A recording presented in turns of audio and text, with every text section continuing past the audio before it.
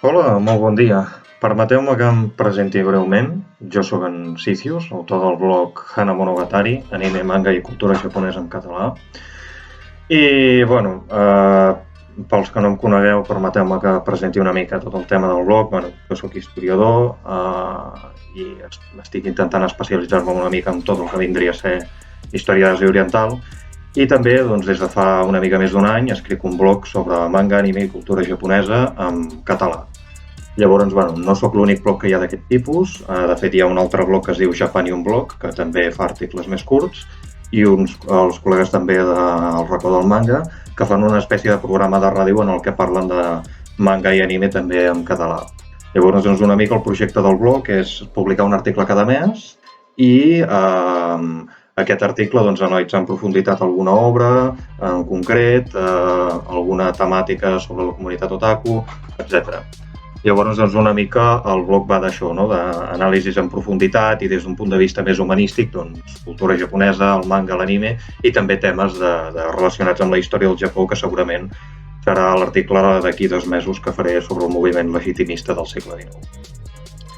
Llavors, vivim en temps estranys, temps de confinament en el que tenim el coronavirus i, han confinat tot el país i tenim una trepa d'imbècils governant que no saben com gestionar cap puta crisi i sembla que això estarem confinats una temporada.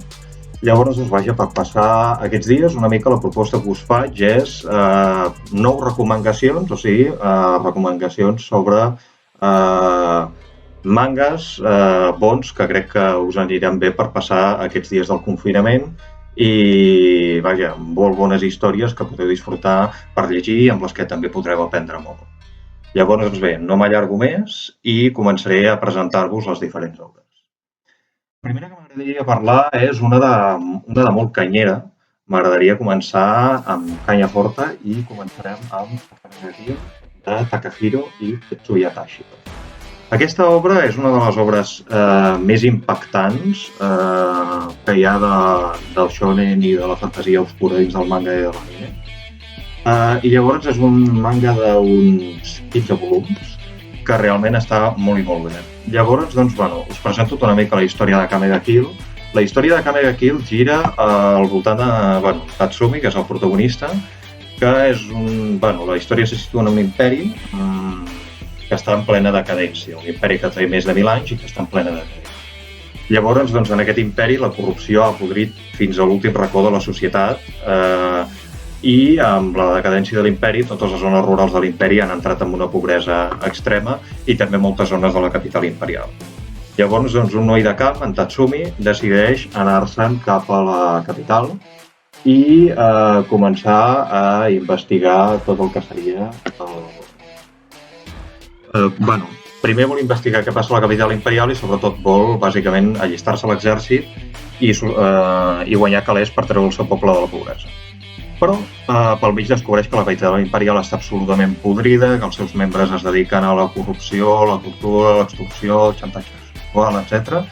I llavors, en veure que tot l'imperi està podrit i que de formes legals no aconseguirà res, el que decideix és unir-se al Right Knight, que és una banda d'assassins que es dediquen a matar corruptes. Llavors, aquesta obra, bàsicament va d'això, de tot aquest grup d'assassins, que a més munten també tot un exèrcit revolucionari per carregar-se l'imperi, per derrocar l'imperi. Llavors, aquesta obra és absolutament magnífic, té una bestialitat, és molt bèstia, Takahiro i Tashiro no tenen cap mena de pèls a la llengua, destaca per la brutalitat, també té una potència gràfica impressionant, la gràfica és una passada també, i tots els seus personatges són molt impactants. Llavors també una de les coses que m'agrada de Kamega Kill és que té la capacitat de tractar tot aquest tema sense simplificar i sense dir els bons són els bons i els dolents són els dolents, perquè a fi de comptes els bons, entre cometes, són una banda d'assassins. Llavors, és una obra que, per raons bastant òbvies, ha tingut molt d'èxit a Espanya. Una banda d'assassins que maten corruptes havia de tenir molt d'èxit al nostre país. I, bàsicament, la primera lectura que us proposo és aquesta, que és una obra amb molta potència, amb molta canya i amb acció de dojo, que segur que us anirà molt bé per passar aquests dies.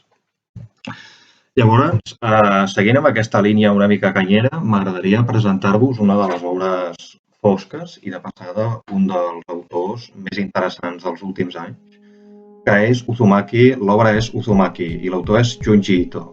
Junji Ito està considerat el mestre indiscutit i absolut del terror japonès. Llavors, a més, és un autor bastant peculiar, perquè era un protèsic dentista que en un moment determinat va començar a publicar històries de terror en revistes de manga i es va convertir en un dels mangakas de terror de fet, amb el mangaka de terror més important de tots els temps.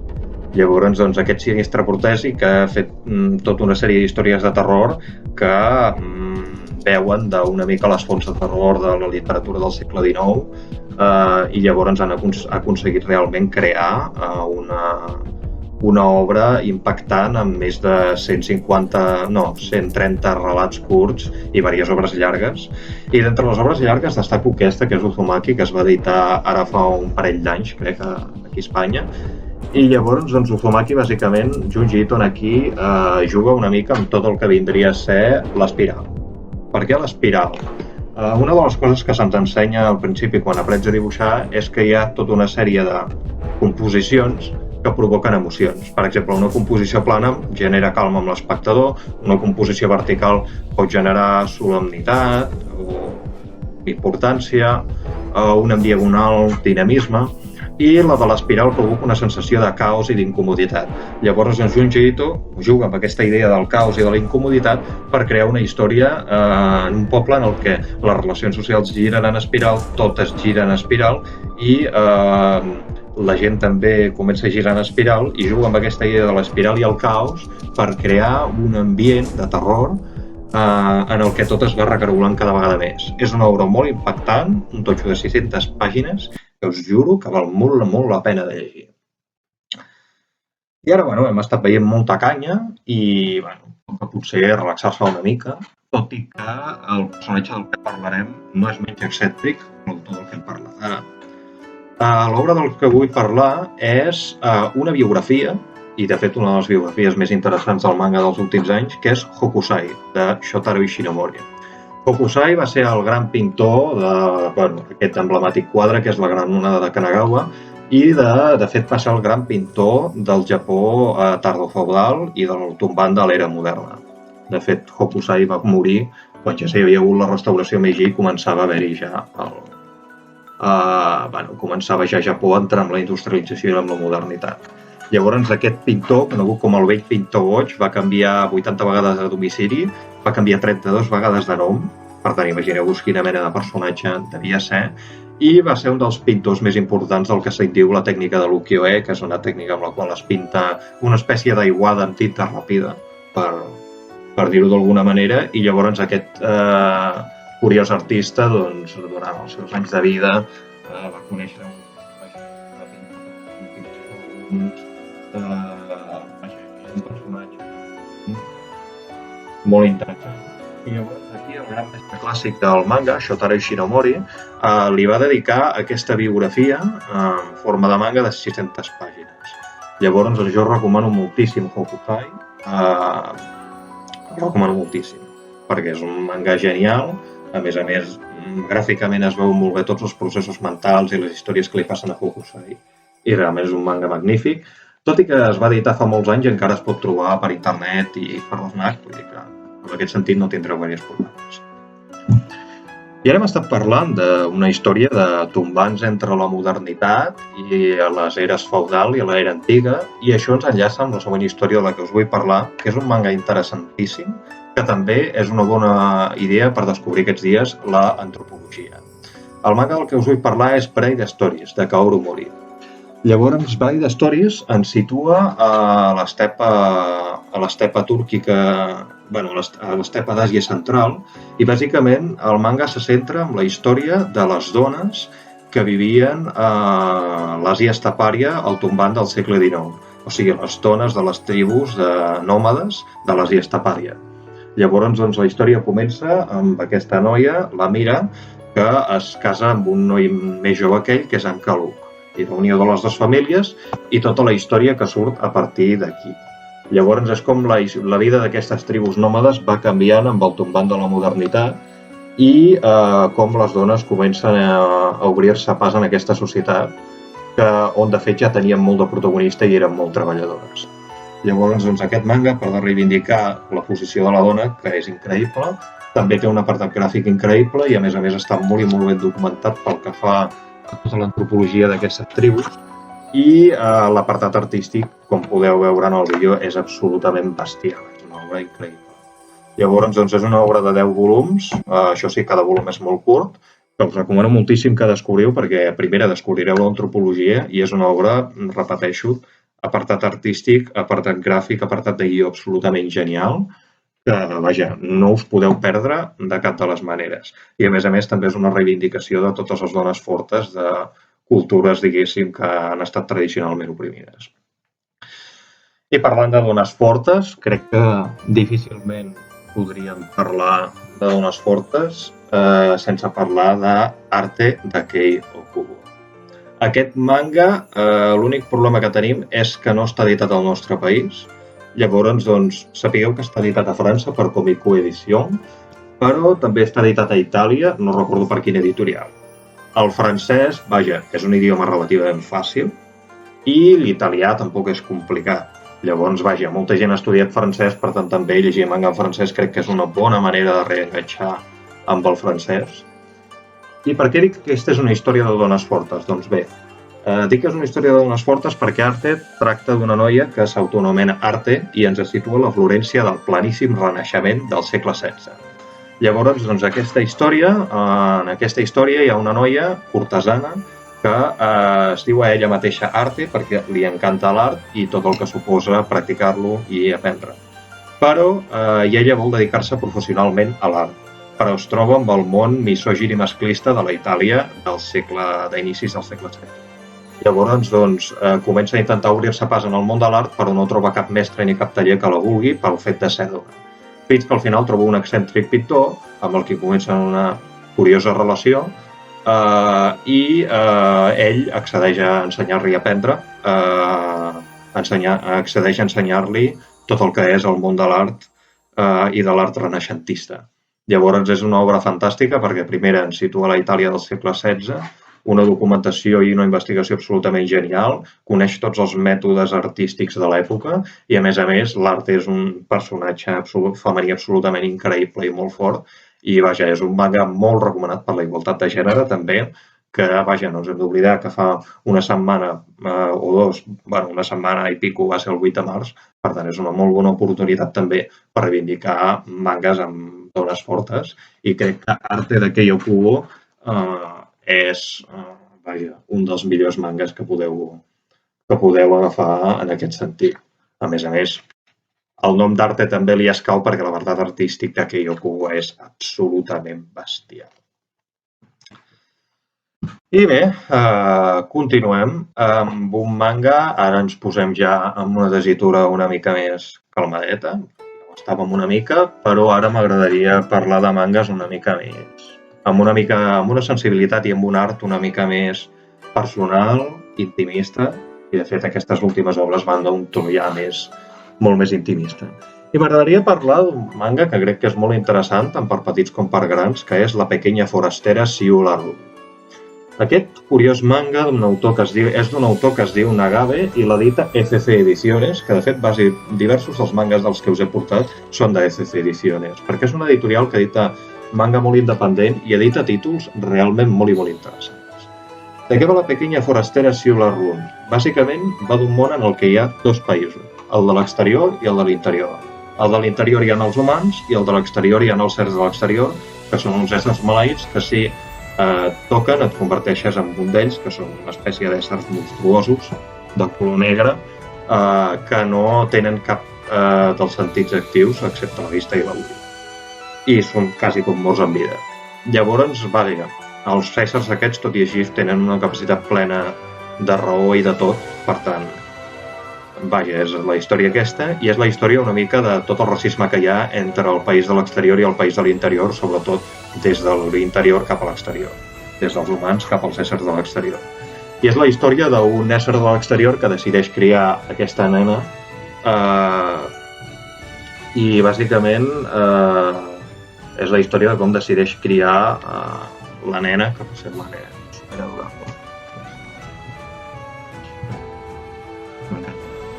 Llavors, doncs, bàsicament és aquest ésser de l'exterior que decideix criar la nena, malgrat que no pugui tocar-la en cap moment, i és tota aquesta estranya història de paternitat i de com van descobrint els uns als altres l'emoció de ser pare-filla i aquesta estranya relació, i a la vegada és una petita reflexió sobre el racisme, la xenofòbia, etc.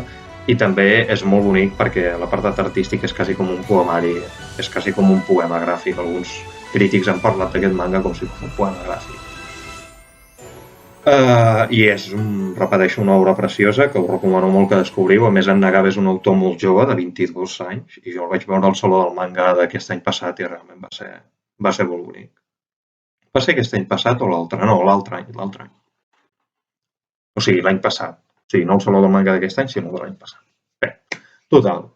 Continuant amb aquesta línia una mica més sensible i tal, m'agradaria descobrir una història que a mi m'encanta, que és La Posada de los Objetos Perdidos, de Hozumi.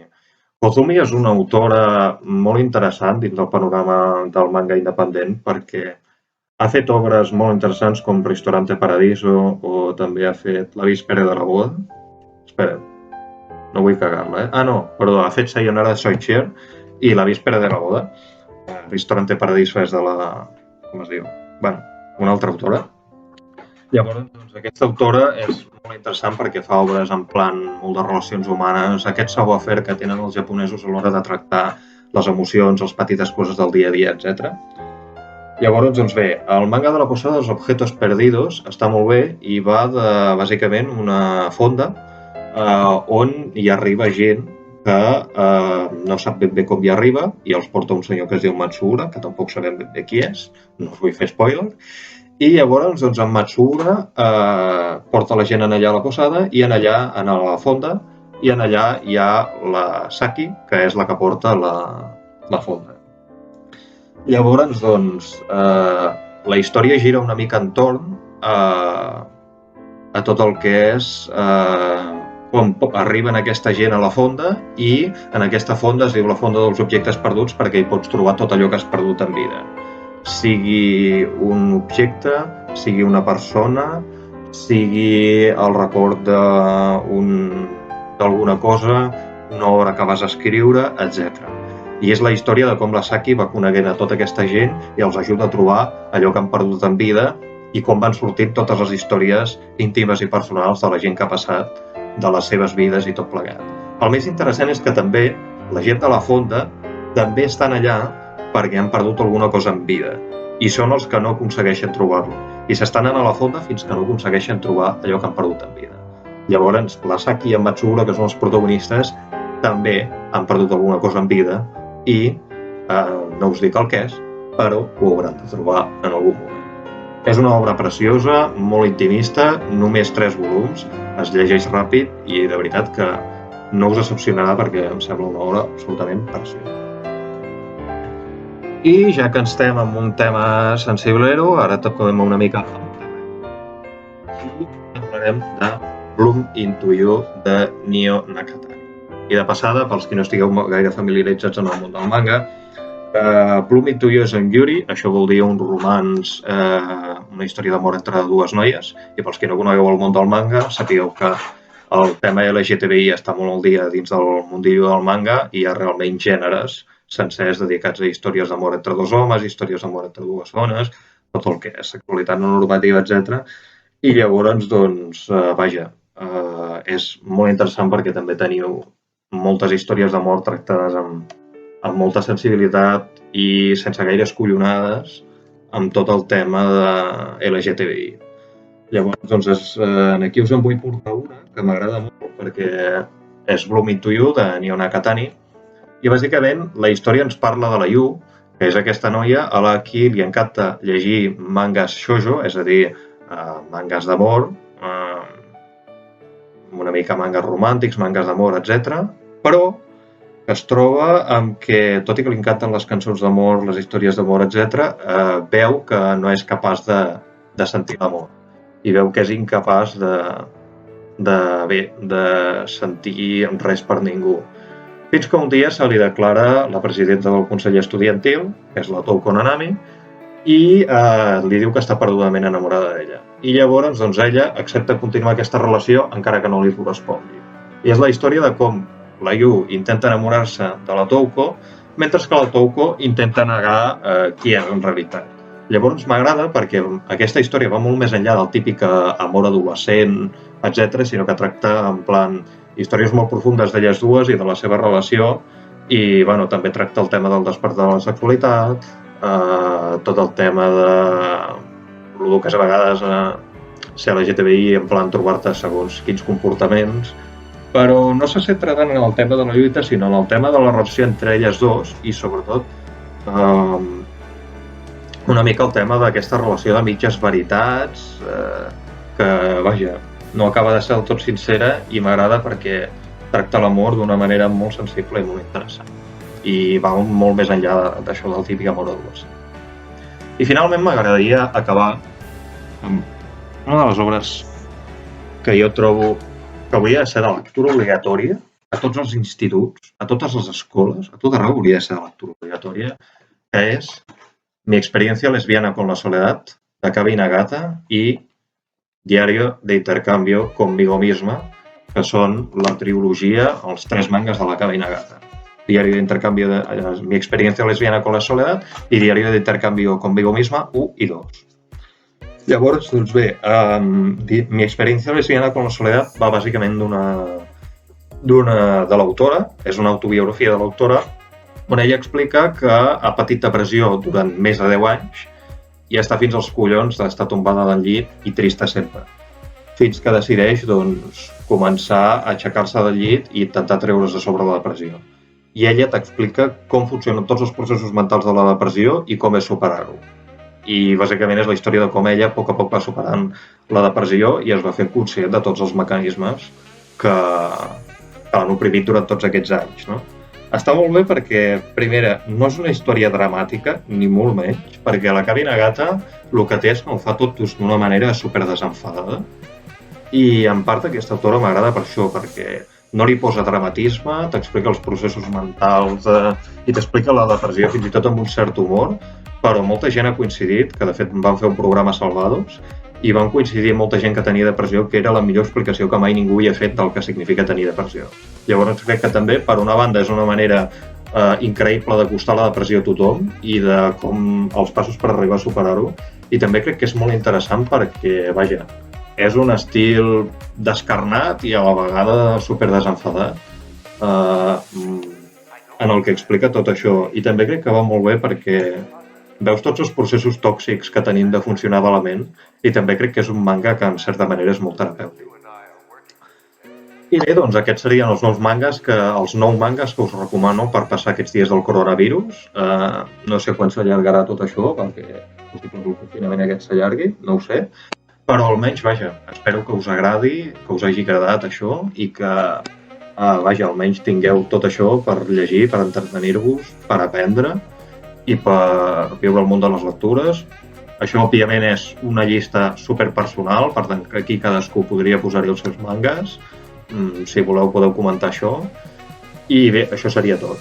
No us acostumeu a que faci vídeos perquè el blog són articles i, a més, editar un vídeo és una matada. I, vaja, per tot el que vulgueu, tindreu a sota la descripció del vídeo el que seria l'enllaç del blog i també tindreu enllaç a alguns dels mangas, si voleu, en plan per llocs per trobar-los i tal. També us recomano que mireu a veure si les llibreries del vostre barri fan algun tema de servei a domicili o alguna cosa així i que us informeu a les llibreries de barri i si no, mireu també llibreries online a veure si podeu trobar alguna cosa. Jo crec que sí, no ha de ser molt complicat demanar-se coses online, encara que hi hagi tot el merder aquest. I vaja, això. I també, bé, doncs això. Que acabin d'anar bé aquests dies i ens anem llegint el blog.